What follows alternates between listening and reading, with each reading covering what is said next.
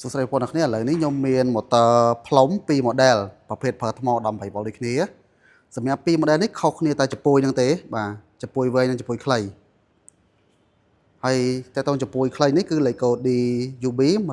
185ចំណែកមួយនេះគឺ186បាទខុសគ្នាតែកតុយមួយលេខទេអញ្ចឹងបងប្អូនអ្នកគ្នាចំណាំទៅបាទចំពួយវែង186ចំពួយខ្លីនេះ185ហើយកន្លែងសេរីល្បឿននេះ3លេខដូចគ្នាបាទកម្លាំងអីក៏ប្រហែលគ្នាដែរប៉ុន្តែដល់វាកម្លាំងដល់ចុងចំពោះយ៉ាងខ្សោយជាងបន្តិចប្រភេទវែងនេះយ៉ាងខ្សោយជាងបន្តិចប៉ុន្តែវាបាញ់ស្រួលនៅពេលដែលយើងផ្លុំប្រភេទដីស្លឹកឈើអីវាយ៉ាងស្រួលជាងអញ្ចឹងណាប្រភេទនេះផ្លុំគ្រឿងអេឡិចត្រូនិកឬក៏ផ្លុំសម្អាតបង្អួចចម្រឹងអីផ្សេងគឺបាទក្បែរដៃអញ្ចឹងទៅអញ្ចឹងពីរនេះគឺមុខងារនៃការប្រើប្រាស់ដូចគ្នាអញ្ចឹងបើសិនជាមានតម្រូវការអីអាចតតងមកបាទសួរព័ត៌មានបន្ថែមបានបាទសូមអរគុណ